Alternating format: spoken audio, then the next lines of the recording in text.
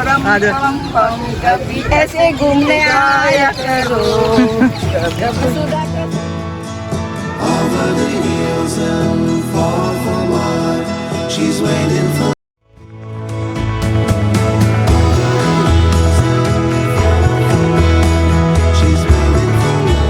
नमस्ते, सत श्री अकाल, आदाब। आप सबका मेरे YouTube चैनल में और मेरी दुनिया में स्वागत है। आज मौसम बहुत सुहावना हो रखा है तो हम घूमने निकले हैं। रास्ते में हम रुक गए मिर्ची बड़े और लेने कुछ खाने, तो यहाँ हम आ गए परियार स्वीट होम। वहाँ पे टिकिया बन रही है और ये बन रही है इमरती। शाम के 6 बज रहे हैं और ये है परियार स्वीट होम जो आपको मैं दिखा रही हूँ। यहाँ पे भी भीड़ लगी हुई है, मिर्ची बड़े, कोफ्ते, समोसे सब है, मिठाई भी है। और इससे पहले अगर आपने मेरा चैनल सब्सक्राइब नहीं किया है तो प्लीज़ मेरे चैनल को सब्सक्राइब करें, लाइक करें, बेल आइकन का बटन ज़रूर क्लिक करें ताकि जो भी वीडियो डालूँ उसकी नोटिफिकेशन सबसे पहले आपको मिले। तो ये है परियार स्वीट होम। जैसे मैंने बोला शाम के 6 बज रहे हैं, मौसम बहुत अच्छा हो चुका है, बारिश आने की संभावना है।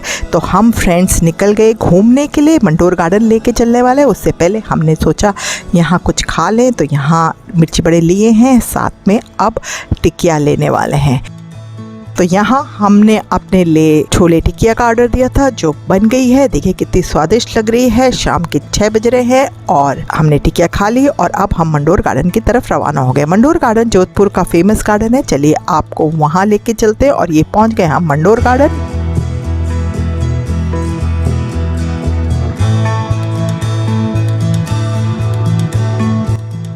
जोधपुर से 9 किलोमीटर दूरी पर एक ऐतिहासिक स्थान मौजूद है जिसे मंडोर गार्डन के नाम से पुकारा जाता है। मंडोर का प्राचीन नाम मांडवपुर था। जोधपुर से पहले मंडोर ही जोधपुर रियासत की राजधानी हुआ करती थी। जोधपुर के लोकप्रिय टूरिस्ट प्लेस में से एक मंडोर गार्डन सबसे अच्छे पार्क में से एक है। मंडोर उद्यान का इतिहास 6वीं शताब्दी का है। यहाँ महान पारंपरिक मूल्यों को समायोजित करता है और अपने आप में वास्तुकला का एक उत्कृष्ट नमूना है। ये पार्क जोधपुर के उत्तर में मंडोर शहर में सिर्फ 9 किलोमीटर की दूरी पर स्थित है, जो मारवाड़ के राजाओं की पूर्व राजधानी थी। मंडोर गार्डन विशाल मेहरानगढ़ किले का एक हिस्सा है और इसके अलावा यहाँ 300 मिलियन देवताओं को समर्पित एक मंदिर है और एक सरकारी संग्रहालय भी है जो कलाकृतियों और पुराने अवशेषों से भरा है। मंडोर गार्डन में के ये सभी आकर्षक और रोमांचक घटक देश के सभी हिस्सों से पर्यटकों को आकर्षित करते हैं। अगर आप जोधपुर से मंडोर गार्डन की यात्रा के बारे में विचार कर रहे हैं तो हम आपको बता दें कि मंडोर उद्यान घूमने के लिए सबसे अच्छा समय अक्टूबर से मार्च तक का होता है। सर्दियों के मौसम में शहर की यात्रा करना एक अनुकूल समय है। मार्च से शुरू होने वाली जो गर्मियां हैं के दौरान जोधपुर की यात्रा से बचें, क्योंकि इस समय जोधपुर का तापमान 45 डिग्री सेल्सियस तक पहुंच जाता है। गर्मी से आप बेहाल हो जाएंगे।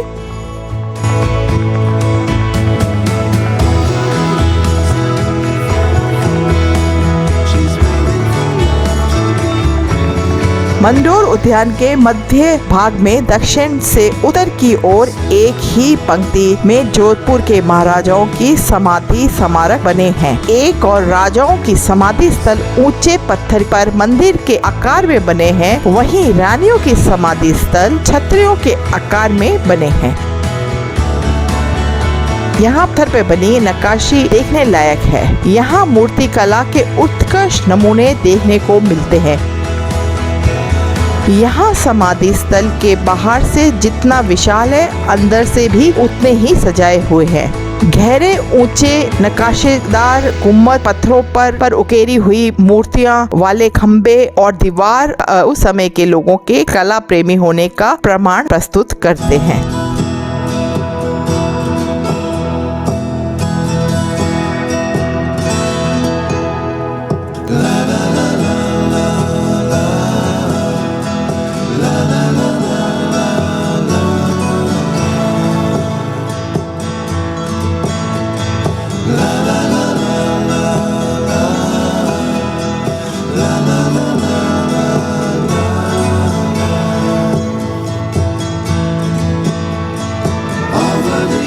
heels and fall for mine. She's waiting for love to be realized. I'll send her my heart covered as a gift and hope that you'll take it into her side. Mandore उद्यान में बनी कलात्मक भवनों का निर्माण जोधपुर के महाराजा अजय सिंह व उनके पुत्र महाराजा अभय सिंह के शासनकाल के समय सन 1714 से 1749 ईस्वी के बीच हुआ था। इसके पश्चात जोधपुर के विभिन्न राजाओं ने इस उद्यान की मरम्मत आदि करवाई व समय समय पे इसके मुताबिक आधुनिक ढंग से सजाया और इसका विस्तार किया।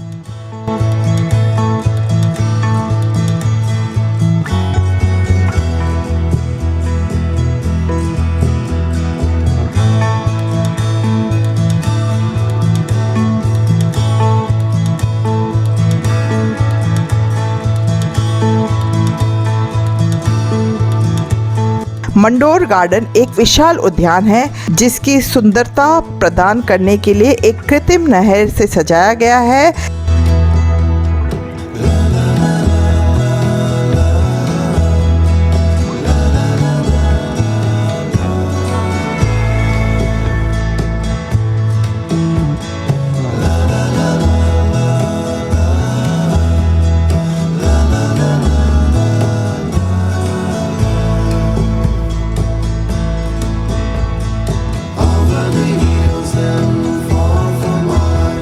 She's waiting for love to be realized. I'll send her my heart covered as a gift and hope that you'll take it into her side. La la la la la la la la la.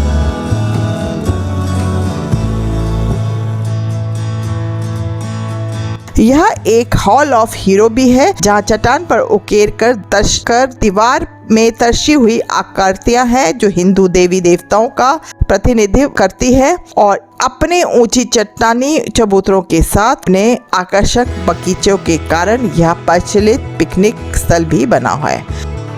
तो यहाँ मैंने आपको दिखाया हमारा Mandore garden. हम जितना घूमने आए थे उस हिसाब से बहुत सुंदर बना हुआ है और आज भीड़ भाड़ भी है। पर साथ में मैं आप लोगों को एक बात बताना चाहती हूँ कि हम जब छोटे थे तो यहाँ बहुत पिकनिक में आया करते थे। बहुत सुंदर था और बहुत ही साफ सुथरा और मेंटेन था। का राज्य सरकार की अनदेखी से ये मंडोर गार्डन इतना साफ सुथरा नहीं रहता है। नहर आपने देखी है, नहर कितनी बढ़िया बनी हुई थी, अब उसमें कचरा दिख रहा था। लोग यहाँ आते हैं पिकनिक मनाने, कचरे यूं ही फेंक के चले जाते हैं, जगह जगह कचरा दिखते हैं। तो यहाँ पे जो राज्य सरकार है उसको यहाँ देखने की ज़रूरत है, इसमें थोड़ा सा अपना सहयोग देने की ज़रूरत है ताकि यहाँ की साफ़ सफाई पे विशेष ध्यान रखा जाए। और ये देखिए बंदर और बंदर का बच्चा क्या मस्ती से खेल रहा है। बंदर बहुत है पर ये बंदर किसी को तंग नहीं करते, आप आराम से घूमो। मतलब मैं आपको बताऊँ मेरे को ये लगता है कि ये बंदर हमें देखने आए हैं और हम सोचते हैं हम यहाँ बंदर को और गार्डन को देखने आए हैं। तो देख लिए। तो यहाँ एक नींबू सोडा वाला भी है, वो नींबू सोडा बना रहा है और वो मेरे को बोल रहा है आप मेरा क्या वीडियो खींचे, मैं तो यूँ ही बहुत फेमस हूँ। लोग यहाँ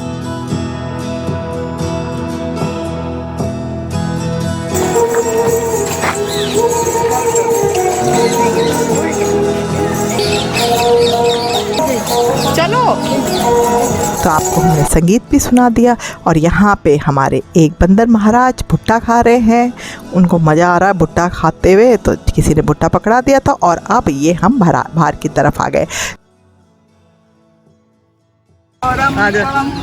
कभी ऐसे घूमने आया करो, कभी सुधा के संग, कभी मोहिनी के संग, कभी डॉली को भी लाया करो। I'll send her my heart covered as a gift and hope that you'll take it into her side. और ये देखिए बादल आ गए हैं, अंधेरा होने वाला है। चलिए अब आगे हमारा फार्म हाउस है तो हम अपने फार्म हाउस के लिए निकल गए हैं। तो वहाँ से फिर हम चाय वाय पी के वापस निकलेंगे। और फार्म हाउस की मैं वीडियो ले नहीं सकी और रात हो गई है और हम वापस अपने घर की तरफ आ रहे हैं। देखिए बरसात शुरू हो गई है, बहुत बुरी तरह से बरसात हो रही है, तेज़ बरसात हो रही है, दिख रही है ना आपको। तो चलिए अब मैं मिलती हूँ आपसे कल कोई और वीडियो में। तब तक के लिए राम राम, शब बखैर, अपना ध्यान रखिएगा।